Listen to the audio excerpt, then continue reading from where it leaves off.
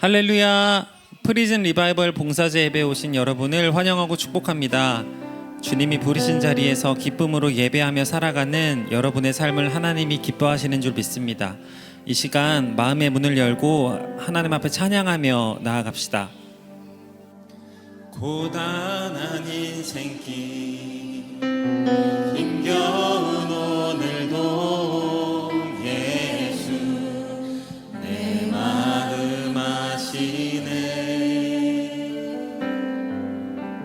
지나간 아픔도 마주할 세상도 예수 내 마음 아시네. 고단한 인생길 고단한 인생길 힘겨운 오늘도 예수 내 마음 아시네. 지나간 아픔도 마주할 세상도 예수 내 마음 아시네. 믿음의 눈 들어 주를 보리. 이 또한 지나가리라.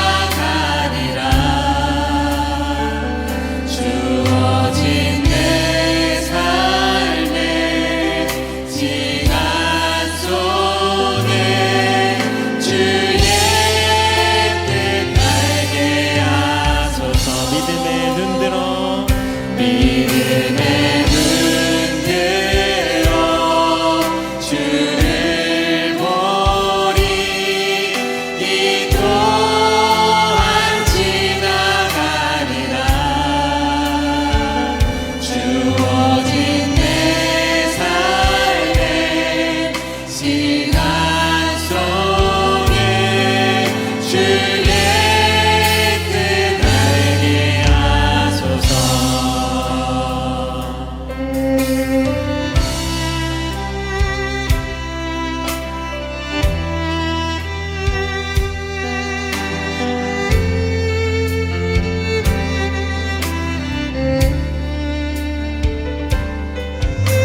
내 마음을 아시고 늘 항상 함께 하시는 예수 그리스도를 묵상하며 함께 찬양하며 나아가시겠습니다.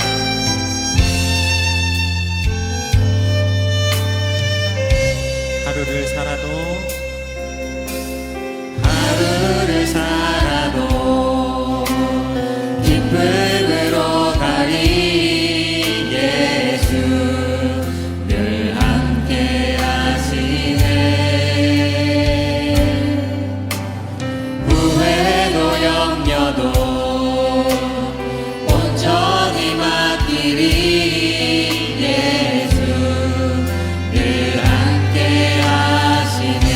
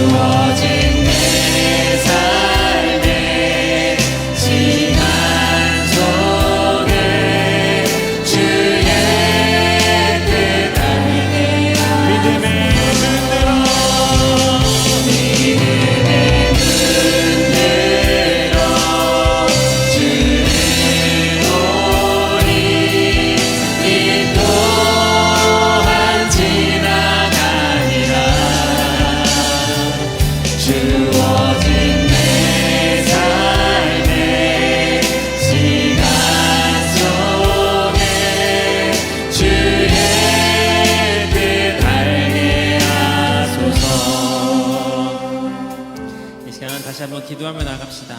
하나님, 우리 아들 항상 함께하여 주시니 주님 너무나 감사합니다.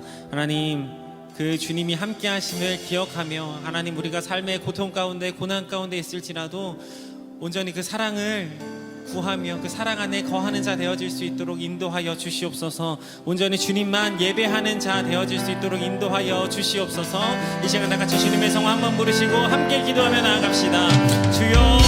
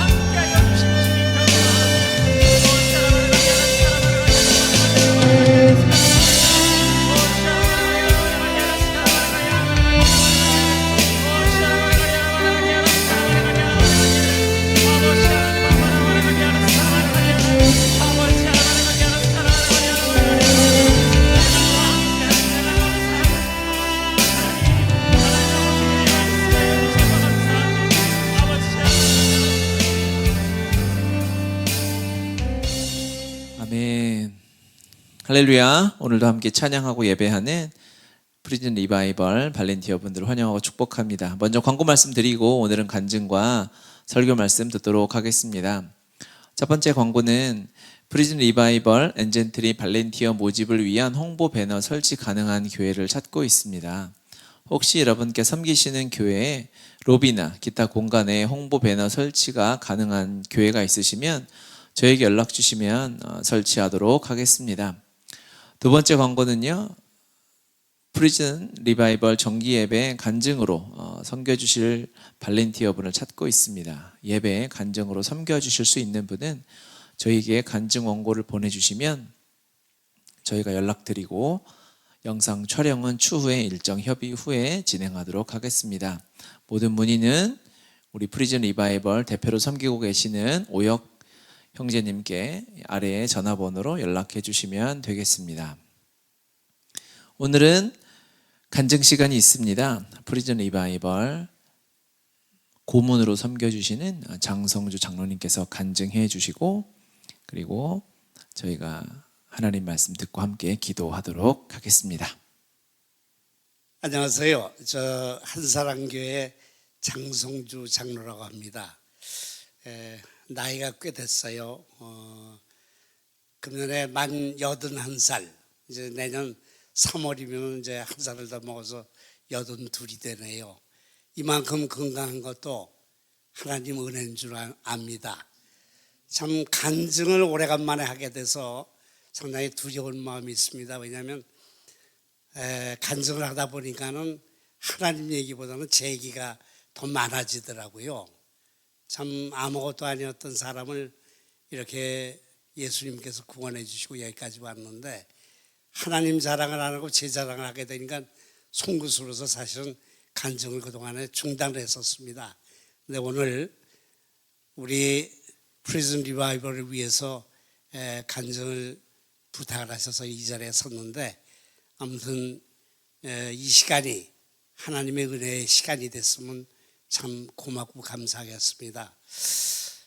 아까 말씀드린 것처럼 저는 예수를 몰랐던 사람이에요. 집안 자체가 불교 집안이었습니다. 그렇다고 해서 제가 불심이 있다거나 그런 건 아니었죠.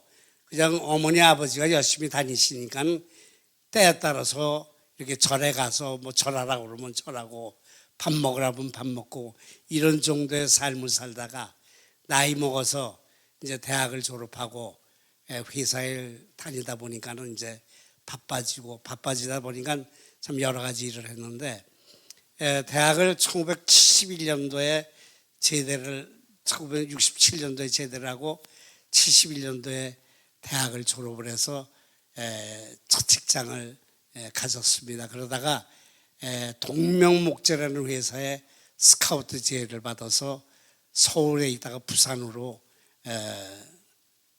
스카우트 돼서 다니기 시작했죠. 근데 그때는 뭐 그런 걸 잘 모르고 있던 때라 동명목재가 어떤 회사인지는 몰랐는데 지금 지나놓고 보니까 우리나라의 기업에 대한 얘기를 하려면 반드시 처음에 나오는 게 동명목재더라고요. 그러고 생각해 보니까 그 당시에는 삼성물산도 현대자동차도 우리 회사보다 훨씬 적었었습니다. 그리고 월급도 우리가 훨씬 많았고요. 근데 그것도 모르고서 아무튼 주어진 일에 열심히 하다 보니까는 윗사람한테 인정을 받게 되고 인정을 받다 보니까는 무역 부분, 그 당시에는 박정희 대통령이 수출 제일로 치고 있었던 시절이기 때문에 동명목재가 연속해서 7년을 대한민국 수출 1위를 했습니다. 그리고 그 당시에 사장님으로 계시던 강석진 회장님이 대한민국에 세금을 제일 1위로 내는 사람으로 해서 12년을 연속해서 세금 1위를 하셨던 그런 회사고 개인 회사예요. 그거는 법인체가 아니고. 근데 그 아들이 저를 잘 봐가지고선 시작을 했습니다. 그래서 그때는 그 당시에는 참 이렇게 해외 나간다는 게 꿈에도 생각을 못했던 시절이에요. 왜냐하면 우선 첫째는 여자들은 여권을 발행을 안 해줬습니다. 그리고 남자들도 여권이 있는데 두 가지 여권인데 하나는 단수 여권, 복수 여권이 있는데 지금 같은 그런 개념이 아니고 단수 여권은 어디든지 한번 나갔다 오면 끝. 복수 여권이 1년 동안만 계속해서 다닐 수 있는 여권이었어요. 그래서 그 당시에는 이렇게 정부의 장관, 차관 것들이나 복수 여권을 가지고 공무원들도 복수 여권을 못 가질 때예요. 근데 지 회사는 무슨 조건이 있어주면 수출 10만 불당 복수 여권을 하나씩 발행을 해줘요. 그래서 회사에 그때 나왔던 여권 자체가 전부 8개가 있었습니다. 그래서 뭐 사장님, 전무님 해가지고 있는데 제가 그때 과장이었는데 저한테 복수 여권이 배당이 돼가지고 그때부터 해외를 다니기 시작해서 약 30개국 정도를 다녔던 그런 시절이 있었습니다. 그래서 그때는 참 지금 생각해 보면 참 시건방지고 못됐었다고 생각하는 게 참 많이 기억이 나는데요. 그걸 다 설명드릴 수는 없지만 아무튼 그때는 어떻게 하냐면 사장님이 이렇게 출근을 하면 너 오늘 일본 가, 너 오늘 인도네시아 다녀와, 너 오늘 사우디 갔다 와, 이런 말씀이 떨어졌기 때문에 늘 가방 속에는 양말 2개, 펜스하고 러닝 하나, 치약 칫솔 이렇게 넣고선 늘 출근을 하고 다닐 때 얘기입니다. 근데 잘 아실지 모르지만 그 당시에는 해외 나가는 게 어느 정도냐면 이렇게 비행장에 식구들이 다 나왔었어요. 출발할 때도 그렇고 들어올 때도 그렇고 저도 그랬습니다. 나갈 때마다 집사람이 애들 데리고 나왔고 제가 들어올 때마다 애들 데리고 공항에 나올 그런 시절 때 얘기입니다. 지금은 상상할 수 없는 얘기죠. 그러니 얼마나 오만불송하고 건방졌겠어요. 뭐 아무튼 대학도 제가 원하는 대학을 나왔고 졸업을 해서 저걸 했고 그 부산에 있는 그 모든 직원들이 약 7,000명 정도 그때 있었는데 7,000명들이 저를 굉장히 미워했습니다. 서울놈 건방지다고. 지가 좋은 대학 나왔으면 나온 거지. 사장 백미. 저는 사장하고 전혀 관계없는 사람이에요.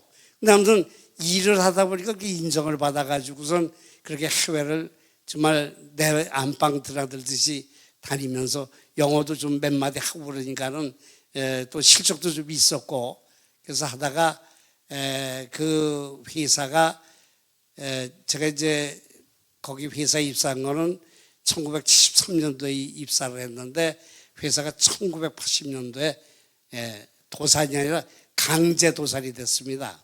그게 왜 그러냐면은 1980년 5월 18일 날 광주 사태가 났잖아요. 그때는 몰랐습니다. 저도 일본에 있다가 텔레비를 보고 놀라서 한국에 전쟁이 난 줄 알고 들어왔더니 김포공항에도 너무 조용한 거예요. 그래서 집에 가서 물어봤더니 집사람도 아니 그런 일 없는데, 근데 일본에는 그게 광주 사태가 다 방역이 된 거예요.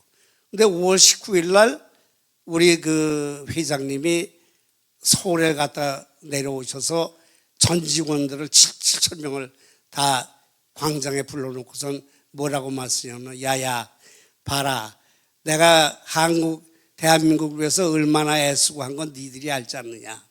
내가 이렇게 어렵고 힘들어서 정부에 가서 좀 지원 좀 해달라고 했더니 한 놈도 지원하는 놈이 없더라. 내가 세금도 이렇게 많이 내고 했는데 내가 이게 계속해서 일할 수 있겠냐. 이 바람에 7천 명이 그 회사 문을 열고 쏟아져 나온 거예요. 근데 그게 5.18 광주에서 사태가 난 걸 우리는 몰랐을 뿐인데, 그러니까 제일 긴장한 게 뭐냐면 보안사령부가 긴장을 했죠. 보안사령관이 바로 우리가 그 저가는 전두환 보안사령관이었어요, 그 당시에. 그래가지고 그날 저녁으로 해서 제 위에 뭐 회장은 말할 것도 없고 사장, 전무, 상무, 이사 다 잡혀 들어가고 제일 높은 사람이 제가 돼버렸어요, 회사에서. 그래서 잡혀 들어가가지고 한 달 동안 저걸 해서 죄를 캐고 잡아넣으려고 그걸 했는데 세금 문제 뒤져보니까 없죠. 뭐 아무튼 여러 가지 이런저런 설들을 다 주는데 아무 흠이 없는 거예요. 그러면서 나를 붙잡아 들인 거예요, 보안사령부에서. 뭣도 모르고 갔더니 들어가자마자 안경 벗기고 혁대 풀르고 그 구두끈 풀르고 그러더니 그냥 감방에다 쳐놓는 거예요. 저는 무슨 영문인지도 몰랐는데, 그러고서 이제 그때부터 그 소령이 이제 뭐 탁 뛰고 계급장만 달고 와가지고선 나중에 이제 백소령이라서 굉장히 저하고 친해졌습니다만은 와서 얘기를 하는데, 외화 도피를 캐느라고 순순히 불어라. 이제 그때 그 사장을 하시던 그 아드님이 사실은 이 한국의 사모님한테서 난 아들이 아니라 일본에 가서 저걸 해서 일본에서 난 제일 교포였어요. 그 아들이 저걸 해서 그 아들을 취재를 해서 일본에다 뭐 빌딩도 샀다 뭐 어쩌다 이런 소문이 나니까 이제 그걸 했는데, 뭐 제가 누구보다도 잘 알죠. 전혀 그런 일 없다. 우리가 외화 내보낸 거는 인도네시아에 우리 그 산림자원을 살려고 80만 불을 정식으로 재무부 한국은행 통해 가지고 내려서 지금 그게 비오에 자카르타에 지금 저금돼 있다.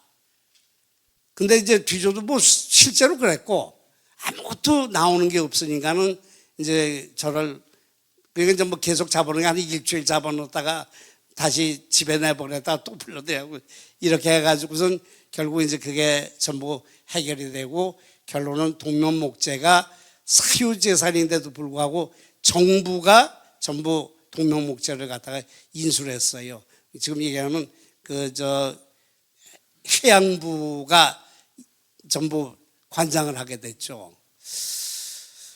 그러니까 뭐 지들도 뭐 다 이제 끝나고 저걸 해서 이제 서울에 다시 올라와 가지고 그 아까 잠깐 말씀드린 화학정보라는 월간지를 냈는데, 월간지를 내서 처음에 저걸 하니까 이제 제가 그래도 나름대로 이렇게 국내에서 화공업계에서는 대분울수를 하고 있었어요. 왜냐하면 이 한국에 들어오고 나가는 물건들은 화공품에 대해서는 제가 거의 다 관장을 하고 있었고 동명목재에서 전부 하고 있었어요. 왜냐하면 그때 그 탱크야드를 가지고 있던 회사가 동명목재밖에 없었습니다. 그래서 이제 뭐 이렇게 페인트 회사들도 그렇고 그 연구소 같은 데서 개발을 하겠다고 이렇게 재료를 얘기를 하면 화학명 자체를 모르는 거예요. 그 무역 담당들이.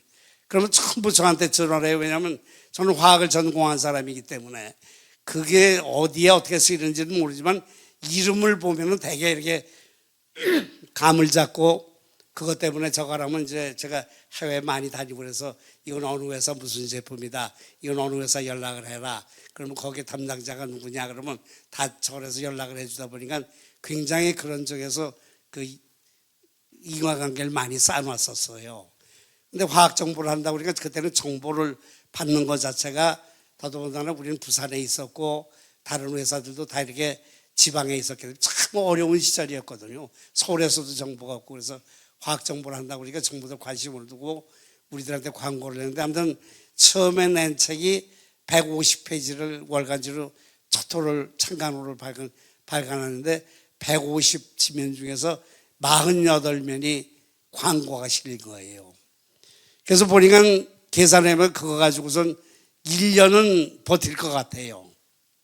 그래가지고 이제 좀 물론 그 인수하기 전에 편집이나 서류를 제가 전부 직접 밤새 가면서 타이핑을 해서 자료를 만들고 저걸 했지만은 그래서 이제 저걸 했는데 돈이 안 들어오는 거예요.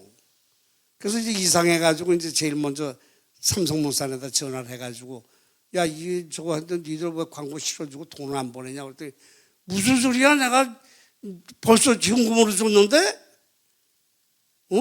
누구한테? 네 직원 아무한테 줬다 이게요. 그러고선 몇 군데 전화를 해보니까 이 직원이 사실 이틀 전부터 안 나오는 거야. 근데 그때는 무슨 지금처럼 실업제도 안 하고서 자기소개서도 안 쓰고 그냥 호적등본하고 주민등록등본만 받아놓고 있던 상황이라서 그런데 동대문에 창신동으로 집이라고 그래서 쫓아가서 그걸 찾아 가보니까는 지금처럼 무슨 전입신고, 전출신고가 의무화되지 않았기 때문에 그래서 이틀 전에 애들 데리고 전부 이사를 했다는 거예요. 어디 갔냐? 어디로 갔냐? 그게 우리가 알 수 없지 않느냐 그래가지고 그냥 하루아침에 그냥 복상 망해서 그랬는데 아무튼 그 시점 자체가 제가 이제 아버님이 1978년도에 돌아가시면서 제 아버님도 어머님도 불교고 집에 어느 정도냐면 집에 이렇게 불상을 모시고 아무튼 24시간 촛불을 켜놓고 사방마다 정환수를 갈아놓던 집이었거든요. 근데 이제 제가 부산으로 내려간 뒤에는 이제 저는 안 했습니다만 그런 분이 이제 갑자기 아버님이 편찮으시다고 그래서 이제 어디가 편찮으시고 다리가 아프고 그래서 못 주무신다는 거예요. 그래서 그러면 근데 이제 그때 마침 의료보험이 시작이 막 됐었을 때예요. 처음 시작했을 때예요. 그래서 그 종합진단이라는 게 있는데 아버님 그걸 한번 받아보자. 근데 처음에는 다리가 아프시고 우리가 연세가 있으시니까 저거에서 보약도 저드리자 해가지고 하다가 하는데 아무튼 그게 안 되니까 종합진단을 하는데 위암 말기로 판정이 났습니다. 근데 이제 이건 하나님이 저를 보고 하실 일이라고 저는 생각하지만 그 아버님이 자꾸 다리가 아프시고 그러는데 어머니하고 그때 이제 그 여의도 순복음교회가 그때 막 건설 시작했을 때예요. 그때가 여의도에 산보 나가지고 두 분이 손을 잡고 나갔다가 그 건물을 새로 짓고 사람들이 거기 들락날락하고 그러니까 저게 뭔가 그러고 두 분이 가셨대요. 근데 아무튼 누군지 모르지만 막 떠들고 그러는데 옆에서 울기도 하고 깔깔대고 그러던 미친 사람들이라고 생각했는데 아버님이 거기 가서 그 말씀을 이렇게 듣고 그랬는데 말씀이 무슨 소리인지 모르는데 아픈 다리가 낫더라는 거예요. 그래서 그 다음 주부터 순복음교회를 다녔었어요. 그래가지고 한 8개월을 다니시다가 이제 결국은 돌아가셨어요. 돌아가셨는데 돌아가실 때 공교롭게 이제 저는 아까 말씀드린 바로 밑에 동생이 12살, 그 아래 동생이 16살 차이예요. 3남매인데. 근데 이제 아버님 돌아가실 때는 아무튼 제가 부산에도 있고 그랬지만 돌아가실 때 병원에서 이제 퇴원을 하고 집에서 이제 제가 우리 집사람하고 같이 모시고 있는데 근데 이제 임종을 하셨는데 저를 앉혀놓고선 너 교회 나가라. 이게 저한테 유언이었어요. 그게 1978년도입니다. 근데 1980년도에 아까 말씀드린 대로 우리 집사람이 나보고 당신은 아버님이 유언하셨는데 왜 교회를 안 가? 근데 참 재밌는 게 우리 집사람도 저 불교 집안이었거든요. 그러니까 전혀 예수에 대해서는 생각할 일이 없는 거예요. 근데 단지 유언 말씀을 안 지킨다고 해서 그래 그러면 교회 갈게. 그래가지고 이제 고등학교 친구한테 추천을 받아서 그 제가 그 한사랑교회를 가게 되고 한사랑교회에서 장로가 되고 은퇴를 하고 지금은 이제 그 한사랑교회가 개척을 한 조그만 제3한사랑교회라는데 지금 장로로 있습니다만은 뭐 은퇴 장로니까 뭐 은퇴 장로가 뭘 하겠어요. 그냥 예배만 열심히 드리고 있는데 그래서 이제 교회를 발을 디뎠죠. 근데 뭐 본인이 예수에 대해서 아는 게 없으니까 저걸 했는데 어떻게 하나님이 인도를 하시냐면은 1980년도에 등록을 하고 1981년이 되니까 우리 담임 목사님이 나를 볼 때마다 뭐라고 하면 그때 이제 막 교회가 부흥할 때 한 120명 정도 됐는데 아무튼 뭐 아이들도 많이 오고 그러니까 이제 중등부 교사가 없으니까 그냥 저만 보면 얘기를 하시는 거예요.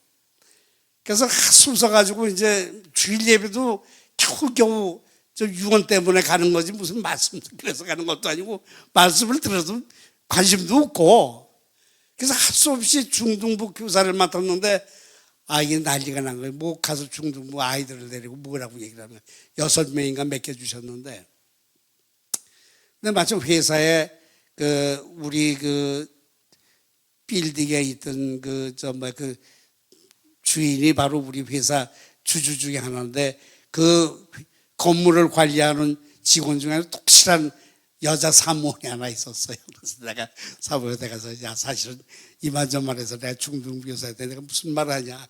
네가 좀 이거 뭐라 해야 될지 좀 날 좀 써주면 좋겠다. 그래서 지금도 안 잊어버리지만 제목이 베세메스의 소예요. 그때는 그게 무슨 말인지도 몰랐어요. 베세메스가 뭔지도 몰라요. 왜 하필 소야?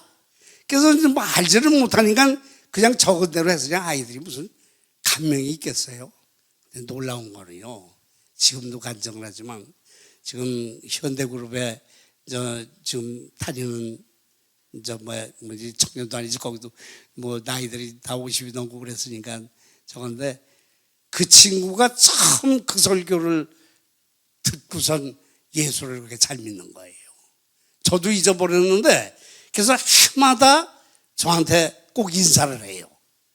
얼굴을 못 봤지만은 그래서 제가 보면서 참 하나님의 섭리는 놀랍고 정말 무섭구나. 그래서 그걸 가지고 설교를 했는데 그 다음 주에 또 문제잖아요. 그걸 일일이 하다. 그래서 이제 꿍꿍 앓으면서 시작을 한 게 그때는 무슨 인터넷이 있는 것도 아니고 그러니까 교보문고 가가지고 성경 하는 것들을 찾아보고 책을 보고 밤새도록 읽고 성경을 보고 그렇게 하면서 81년부터 시작을 해서 아무튼 89년까지 왔죠.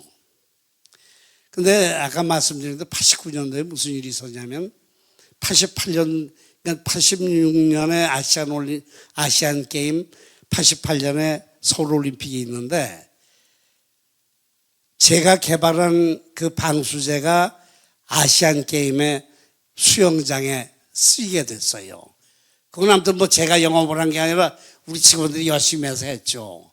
그러니까 이제 88년도에 올림픽을 하는데 올림픽 수영장도 제 눈에 들어올 거 아니에요. 그래서 그걸 한번 해봤으면 좋겠는데 길이 없는 거예요. 그래서 가서 알아보고 그러니까 벌써 4년 전에 딱 설계 시방에 들어가서 예산도 다 끝났으니까 와서 쳐다보지도 말아라 이게요. 근데 하나님의 놀라운 역사는 그게 나중에 설계도면을 보니까 진짜 말이 안 되는 설계가 된 거예요. 근데 전혀 관계없이 저는 아까 말씀드려도 건설업계에 대해서 아는 사람도 하나도 없고 친구도 아무도 없어요. 아무 관계가 없는 사람인데 느닷없이 올림픽 조직위원회에서 저보고 자문위원을 해달라는 거예요. 건축 자문위원을. 그래서 도대체 왜 그러느냐 그랬더니 제가 이제 처음엔 방수부터 시작한 게 타일 접착제부터 시작을 했어요. 그래서 그것 때문에 아무튼 뭐 주택공사고 뭐 그거 가지고 방수제 가지고 많이 강의를 하고 다녔는데 주택공사에 있던 그 뭐 주경분이 거기에 올림픽 그 공원에다 올림픽 조형물을 하는데 그 조형물 천장에 타일을 붙이는 일이 있는 거예요. 근데 설계를 그렇게 해왔는데 암만 생각해봐도 그 타일이 붙어 있을 거라고 생각을 안 하는 거예요. 그러니까 찾다 그 접착에 대한 거를 하다가 보니까 주택공사에 있는 그 이사가 전문가가 있다고. 그래서 거기 추천해서 그 조직위원회를 들어가 버린 거예요. 그래가지고 아무튼 뭐 그것 때문에 그 얘기가 길어지면 왈가왈부 하던데 올림픽 수영장에 그 방수 문제가 그제서야 이제 다시 검토를 하면서 이건 방수제가 잘못됐다. 이렇게 해서 이제 저희들은 가보니까 이미 다 가지고 손도 못 대게 생겨서 보지도 않았는데 그래서 그때 설교대문을 보니까 진짜 문제가 있는 거예요. 그래서 그러면서 이제 잘 아시다시피 수영장에는 방수를 하고 위에 또 타일을 붙이잖아요. 타일에 대해서도 이제 저한테 묻고 그러는데 그 얘기를 하고 있는데 이제 제가 잠자코 듣고 있었는데 옆에 서울대학의 그 교수님이 장사장 왜 가만히 있어? 방수제 당신 하잖아 방수. 아이 선생님 제가 여기 위원으로 들어왔는데 우리 회사 재료를 어떻게 얘기해요? 그거 아니라고 그러더니 그 당시에 이제 연보현 시장이 조직위원장을 했어요. 관계없으니까 얘기해 보시라고. 그래서 이제 그 뭐 방수에 대해서 좀 설명을 하고 그랬더니 그러면 방수의 올림픽 수영장 방수는 좀 자위원님이 책임지고선 좀 규격도 만들고 해주시라고 이러고 덜컥 떨어지는 거예요. 근데 뭐 그 얘기도 한참 길어지지만 그러다가 아무튼 그걸 가지고서 24개 업체를 제가 선정을 해가지고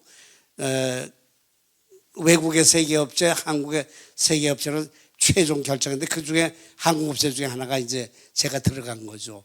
근데 실험을 하려고 실험 장비를 가지고 있는 회사가 한국뿐만 아니라 외국 제품이라는 것도 다 그때는 오파상을 통해서 무역으로 들어온 거지 제조를 하는 회사는 없는 거예요. 근데 실험 장비가 아무데도 어떻게 증명할 길이 없어요. 근데 저는 일본에 그 교류를 하면서 일본의 지수 교육을 가지고 쭉 일을 하다가 그래서 장비를 가지고 있어서 이제 우리 건 해가지고 레포트를 했더니 그 건설 현장에서 얘기가 와서 우리 보고 시험 장비를 빌려달라고 연락해서 제가 단칼에 거절했습니다. 생각을 해보라고 왜 우리가 그걸 주면서 해야 될 이유가 어디냐. 그 장비도 보통 싼 장비도 아니고 잘못하면 망가지고 그래서 못한다 그랬더니 연보현 시장이 직접 전화를 하셨어요. 나 연보현입니다. 근데 사실은 뭐 그런 전화를 받을 일도 없고 모르잖아요. 그래, 누구요? 그랬더니 난 서울시장입니다. 그래. 제가 그래서 이제 기도하고 그제서야 얘기를 했는데 그러고 나서 그 전화를 받고 나서 그게 바뀌어가지고서 이제 제가 빌려주고 했는데 실험을 해보니까 결국은 우리께 제일 좋은 게 돼서 그냥 완전히 뒤집어서 우리 걸로 바뀐 겁니다. 그러면서 뭐라고 소문이냐면 장성주 곧 회사도 망하고 쟤도 잡혀 들어갈 거다. 왜? 4년 동안에 전부 4년 전에 작업한 게 뒤집어서 시골로 들어갔는데 연보현 시장하고 저 사람하고 천안매부지간에 대해서 그랬다더라. 이렇게 소문이 난 거예요. 근데 연보현 시장이 여러분들이 뭐 기억을 하실지 모르지만 뇌물죄로 해서 잡혀 들어갔어요. 그래서 조직위원장이 바뀌고 시장이 바뀌고 이제 난리 쳤거든요. 근데 뭐 사실은 저는 그분을 본 일도 없고 만날 일도 없으니까 그러니까 전혀 영향이 없어서 저희들이 그 올림픽 수영장을 하면서 회사가 방수제로서는 우리나라뿐만 아니라 세계적으로 알려지기 시작했는데 그 제품 자체가 쉽게 설명하면 그때는 독일의 한 회사, 일본의 2회사밖에 없었어요. 그런 제품을 하는 데가. 세멘트 자체를 고무처럼 만드는 거예요. 세멘트를 넣어가지고. 지금도 이제 우리가 스카이코트라고 해서 지금도 국제 규격의 수영장을 만들면 저희 제품들을 찾는 사람들이 있어요. 그 제품을 가지고. 그래가지고 그렇게 일어섰어요. 이건 막 숭숭생각하고 그랬죠. 근데 1990년 딱 넘어오면서 그 주주들이 저한테 와가지고 형님 이제는 회사도 안정되고 다 저가니까 우리도 사장 좀 해봐야죠. 저보고 나가라는 얘기예요. 주주들이 나가라는데 제가 무슨 말 할 수 있겠냐고 그러자고.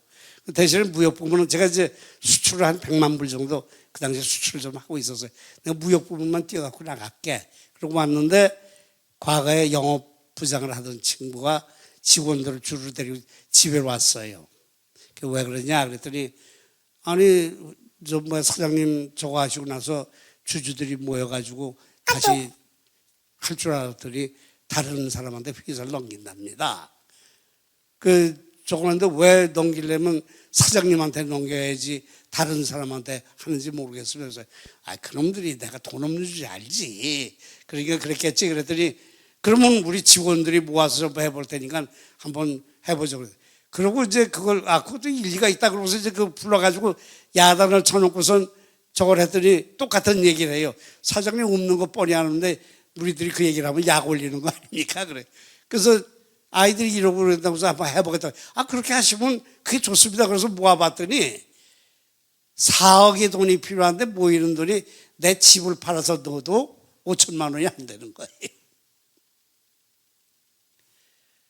그랬는데 그걸 하면서 고민을 하고 있는데 하루는 이제 제가 무역을 하고 그러니까 일본 친구가 와가지고선 이제 저녁을 같이 먹자고 그래서 저녁을 먹으면서 얘기를 하다가 제가 그 얘기를 했어요. 내가 이렇게 심혈을 기울여서 이렇게 해서 회사를 만들어서 이만큼 했는데 이게 지금 다른 사람한테 넘어가는 건 참 가슴 아프다.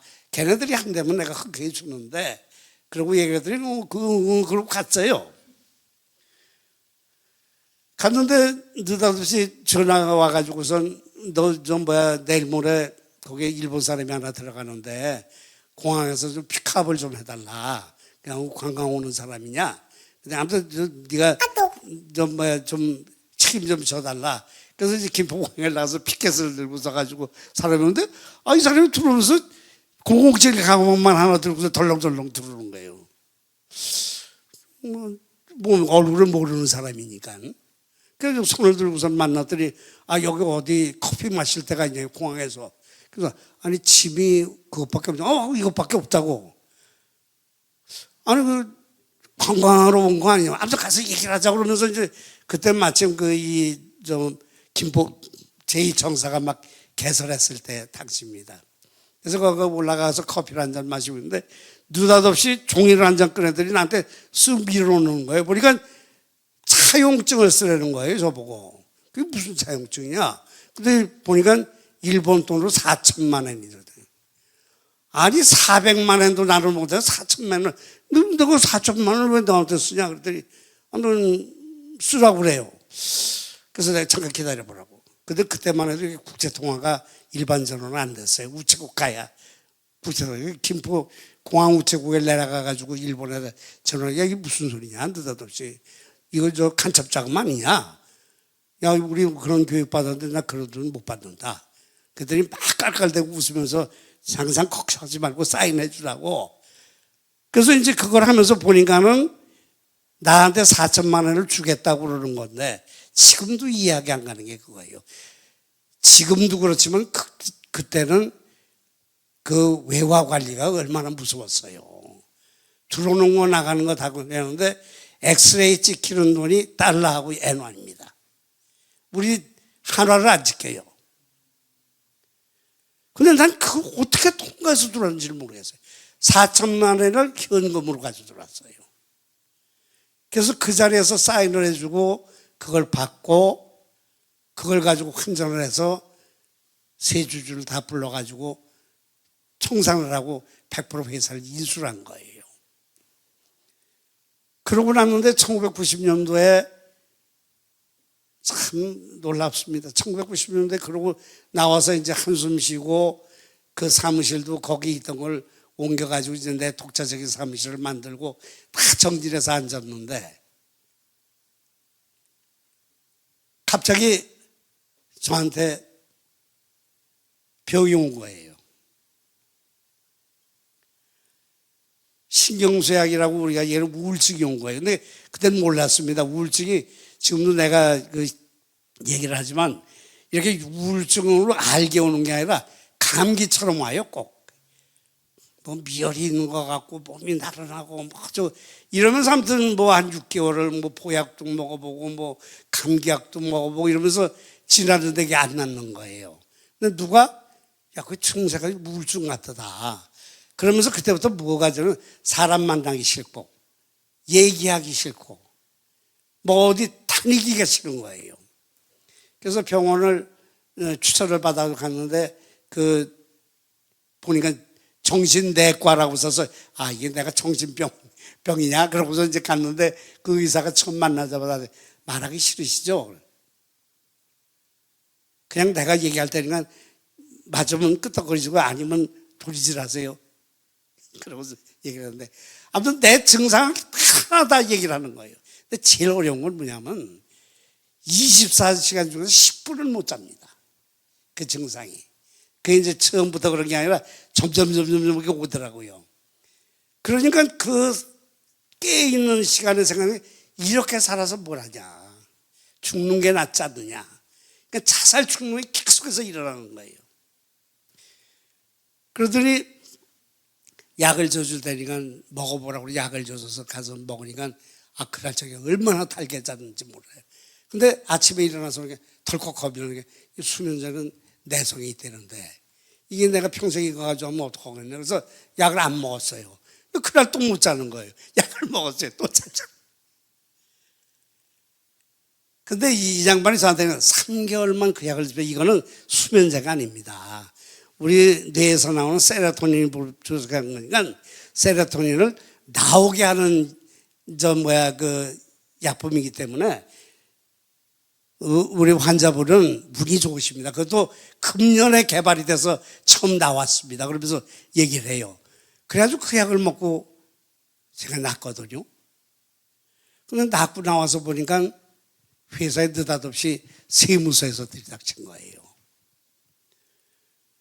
그동안에 10년 동안에 그런 일이 없이 아무튼 잘 되고 왔는데 7년분을 다 내놓으라고 그러면서 저걸 하는데 그때는 좀 젊으신 분들은 잘 모르지만 그때는 이렇게 세금 계산서를 뗀다고 그러면 거래를 안 해요. 그러니까 물건을 팔다 보면 60% 이상이 세금 계산서 없이 물건을 만드는 거예요. 그때는 이 컴퓨터도 안 돼 있고 하던 거기 때문에 얼마든지 그런 게 가능했는데 저는 그럴 생각을 추호도 없었는데 아무튼 뭐 상황이 그러니까 했는데 세무서에서 주셔보니까 60% 이상이 저거잖아요. 그래서 전부 7년 동안 그걸 계산하니까 세금이 14억이 나온다는 거예요. 근데 그때 매출이 불과 15억 정도죠. 연간 매출이. 이제 회사 망했구나. 근데 보통 생각나는 게 참 교회 다니는 사람이 이럴 때 기도원 가더라. 그 교회 다니고 있었어요? 교사라고 있었어요? 집사 달고 있었어요? 우리 감리교회는 점점 본사제도 권사까지 됐죠. 그래서 그날 저녁에 그 얘기를 듣고선 그날도 손님하고 소주 한잔 하고 있을 때였어요. 그 연락받은 게. 집사람 보고 슬리핑백 좀 가지고 나와라 그래가지고 슬리핑백을 싸들고선 그 자리에서 순복음교회 최자실 금식기도원에 들어갔어요. 얘기가 너무 길어져서 죄송합니다만 근데 이거는 제가 예수 믿는 간증이니까 그래서 이제 기도를 하고 다 하고 해서 저녁이 돼서 이제 다 저거 각자 기도하십시오 그러고 이제 그 대성전에 불을 끄고선 다른 성전으로 옮겨서 기도할 분들은 하십시오. 그래서 이제 그 위치도 잘 모르고 그러니까 이제 앞사람이 가면 쫓아가서 저걸 했는데 이제 불을 처음에 이렇게 켜놓고 막 기도를 하고 저도 기도를 하는데 사실은 기도를 해봤어야죠. 아무튼 3분만 하면 더 기도할 내용이 없는 거예요. 내용이 없을 뿐더러 무릎 꿇고서 다 오고 미쳐리고 아픈지 못 견디겠는 거예요. 그래서 이제 이 정도면 기도했지 그러고 풀고 보면 3분지라 이 3분 기도해가지고 하나님이 들으시겠다 싶어서 다시 무릎 꿇고 열심히 기도하면 3분. 그러면 이제 아무튼 그러면서 이제는 기도하실 분들은 그냥 기도하시고 취침하실 때는 취침하시면서 불을 다 끄더라고요. 근데 혼자서 무릎 꿇었다가 폈다가 풀었다가 폈다가 그러는데 갑자기 앞에서 막 그때는 복음성가 그런 게 잘 별로 없을 때예요. 근데 아무튼 그게 복음성가를 막 어떤 여자아이가 부르는데 너무 잘 부르는 거지. 야, 저런 찬송도 있구나. 우리 찬송가 하는데 그때 처음 저는 복음성가라는 거 거기서 들었거든요. 그래서 야, 그 참 감탄을 하고 있는데 안 듣다듬이 이 여자아이가 유행가를 부르는 거예요. 거기서. 그 이제 다들 깜짝 놀라고 이게 무슨 소리야? 뭐 어쩌고 이제 웅성웅성 시작을 했잖아요.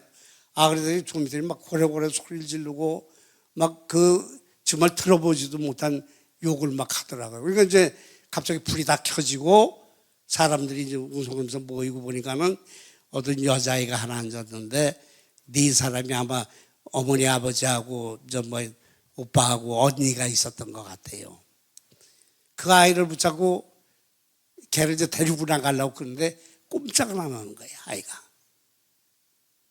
그러니까 이제 주위에 있는 사람들이 걔 때문에 우리가 기도를 못하니까 데리고 나가라. 그러고 막 이제 소리들이 점점 커지고 그러니까 뭐 부모들은 당황하고 뭐 말도 못하죠. 근데 못 끌어내는 거야.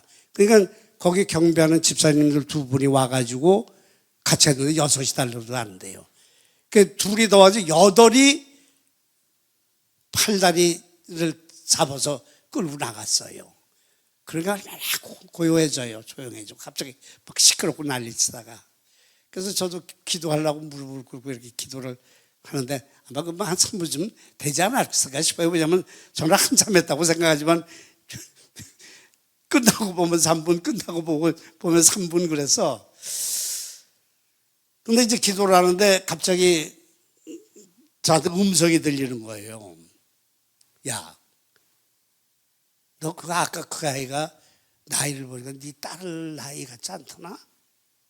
그런 것 같더래요. 근데 저도 이제 모르는 중에서 음성이 들리는 걸 물어보니까 대답을 했을 뿐이에요. 그런 것 같더네요. 근데 너 제가 왜 그런 것 같으냐? 그래서 저도 잘 모르는데 그걸 교회에서 들으니까 귀신 들렸다고 그런 것 같아요. 그렇지? 예. 근데 너 네 딸이 저런 상태라면 너 어떻게 할 거냐? 생각해 본 적 없는데요. 너 지금 회사 일이 중요하냐? 네 딸이 중요하냐? 딸이 중요하죠. 그러면서 갑자기 울음이 터지고 눈물이 나면서 그때부터 기도가 저절로 막 되는 거예요. 그러고 보니까 새벽에 5시가 넘었어요. 마음이 편안하죠. 아니 13억을 내라고 그러는데 얼마나 회사를 그건 문을 닫아도 세금을 내야 되는 거니까 고민을 하고 있는데 하나도 걱정이 안 되는 거예요. 내가 좀 더 알았으면은 좀 더 기도를 하고 나왔을 텐데 새벽에 해방이 됐다고 그 자리에서 내려와서 이제 사무실을 들어왔어요. 근데 사무실 출근이 아침에 7시였습니다. 제 사무실 출근이. 나오니까 직원들이 다 나와 있고 그래서 갔더니 직원들이 한참 내 눈치를 보더니 아니 왜 걱정이 안 되세요? 그래요. 내가 지금 기도원에 갔다 왔는데 염려하지 말라고 그러니까 걱정하지 마. 우리 직원들이 놀래가지고요. 그러더니 13억을 내라고 얘기했던 그 사람이 그 다음날 우리 직원이 가니까는 1억으로 줄고 1억이 줄어가지고 2천만 원으로 줄더니 마지막에 400만 원을 벌금으로 내고 말았습니다. 그럼 명확히 증거가 있는 거니까요, 그거는. 그래서 제가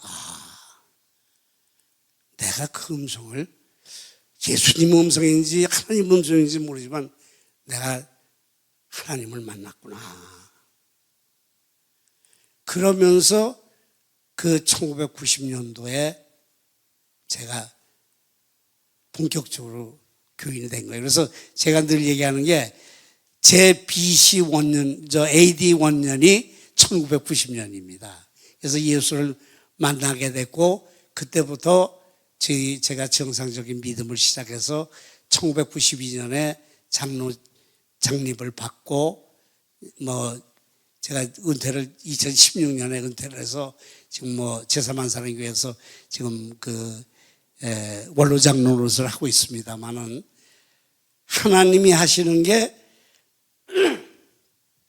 제가 지금도 뭐 간증할 게 참 많습니다. 지금도 느끼는 게 뭐냐면 우리들이 아는 걸 하시지 않으세요.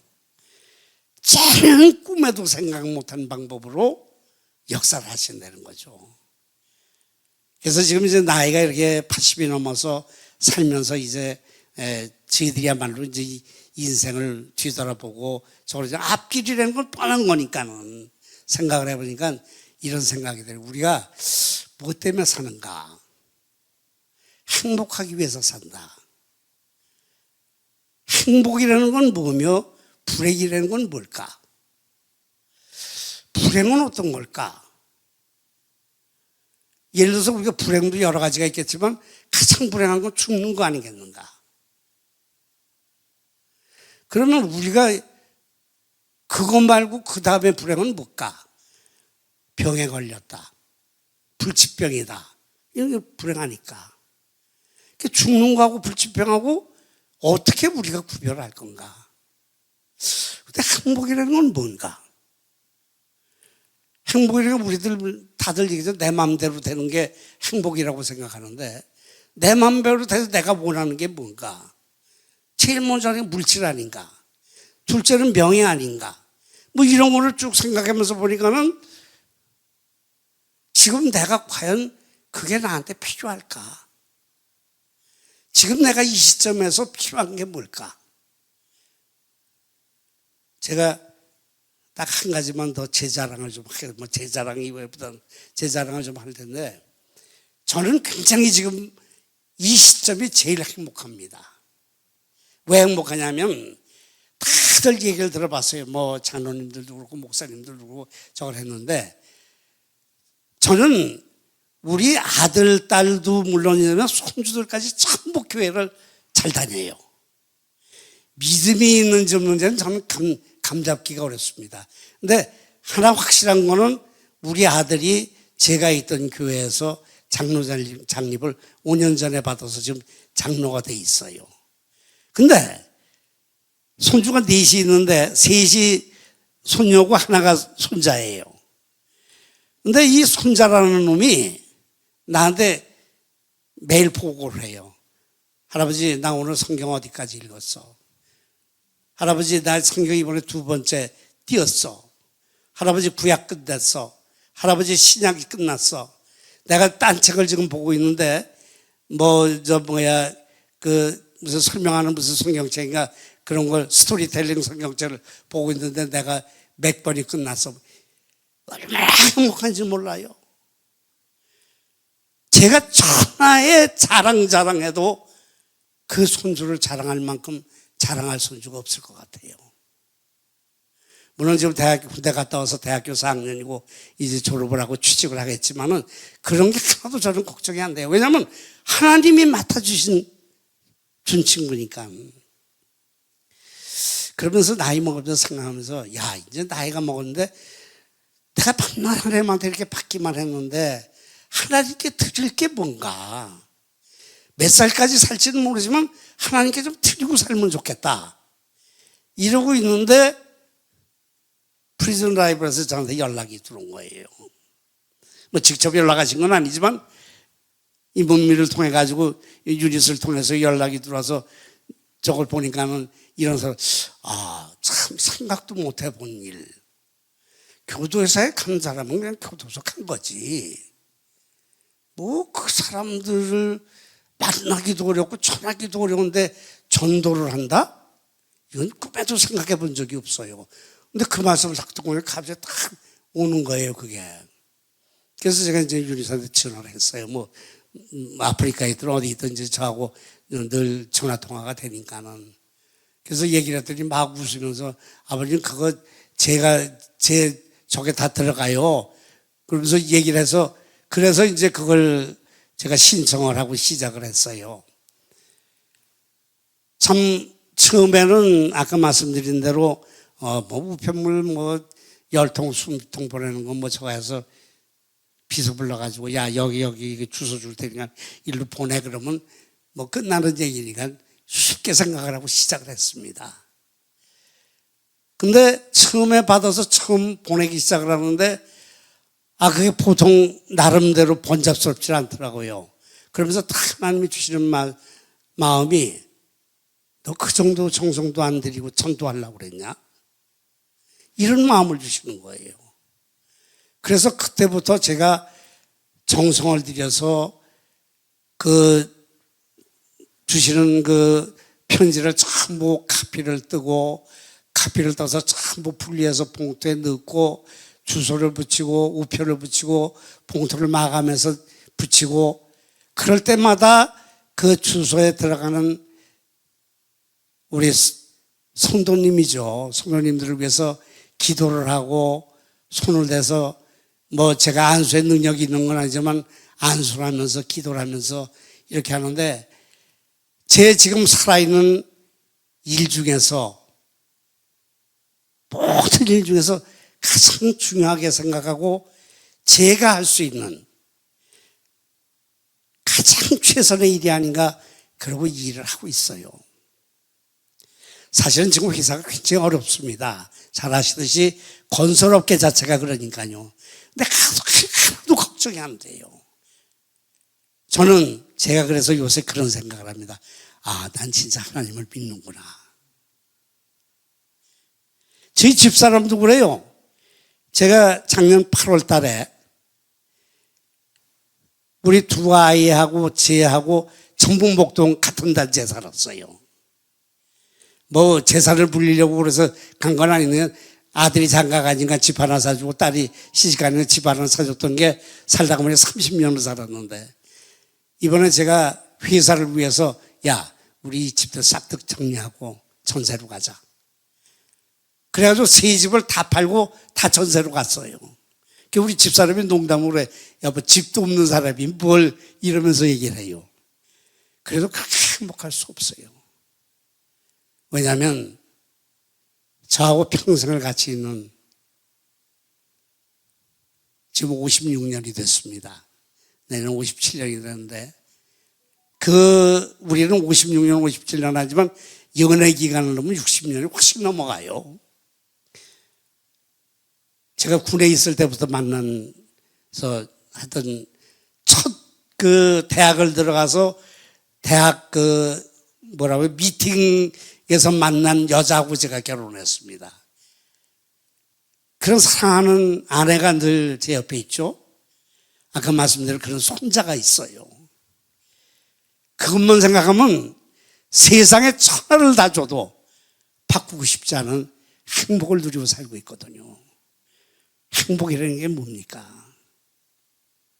하나님을 믿으니까 저절로 그게 와요. 돈이 없습니까? 먹을 게 없나요? 그래도 걱정하지 않아요.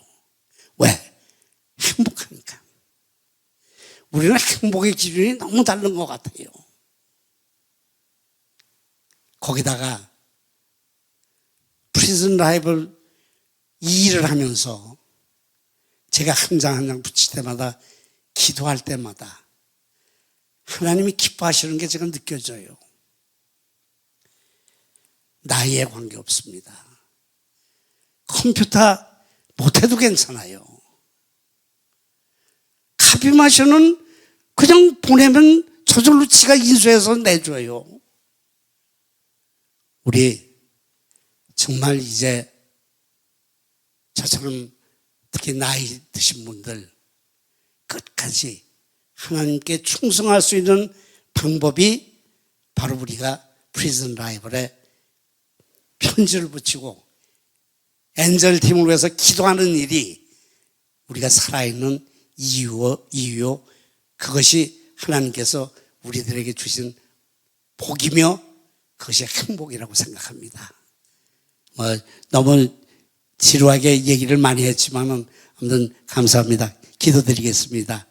사랑이 많으신 하나님 아버지, 이 자리에 세워주시고 하나님 아버지 정말 진심으로 주 하나님 아버지 간증이라는 간증을 해보았습니다. 제가 나타난 장면들이 너무 많지만 전부 감춰주시고 예수 그리스도만 영광 받으시길 바랍니다.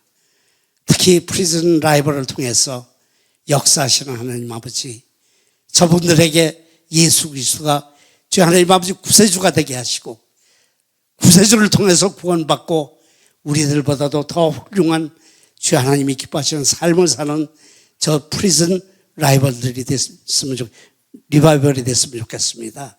하나님 아버지 그 사역을 감당하시는 우리 오혁 대표님, 그리고 주 하나님 이은희 간사님, 주 하나님께서 각별히 크게 쓰시는 줄 믿습니다. 유니스의 기도를 통해서 우리들 주 하나님 아버지 최고의 날 우리 기도팀들을 통해서 기도되어지는 모든 일들이 하나님께 상달될 줄 믿습니다. 또 주 하나님 아버지 이렇게 복음의 교회에서 간증케 하심도 하나님의 각별하신 뜻과 계획이 있으신 줄 믿사오니 주 하나님 아버지 함께 하시는 곳곳마다 주 하나님 아버지 감사와 찬양이 넘치는 자리가 되게 하여 주시옵소서. 모든 영광 주님께 홀로 받으시옵소서. 우리 주 예수님의 이름으로 감사하며 기도하옵나이다. 아멘. 네, 오늘 함께 보실 말씀은 창세기 28장 10절에서 19절 말씀입니다. 함께 읽도록 하겠습니다.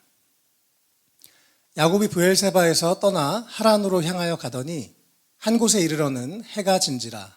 거기서 유숙하려고 그곳에 한 돌을 가져다가 베개로 삼고 거기 누워 자더니 꿈에 본즉 사닥다리가 땅 위에 서 있는데 그 꼭대기가 하늘에 닿았고 또 본즉 하나님의 사자들이 그 위에서 오르락 내리락 하고 또 본즉 여호와께서 그 위에 서서 이르시되 나는 여호와니 너의 조부 아브라함의 하나님이요 이삭의 하나님이라.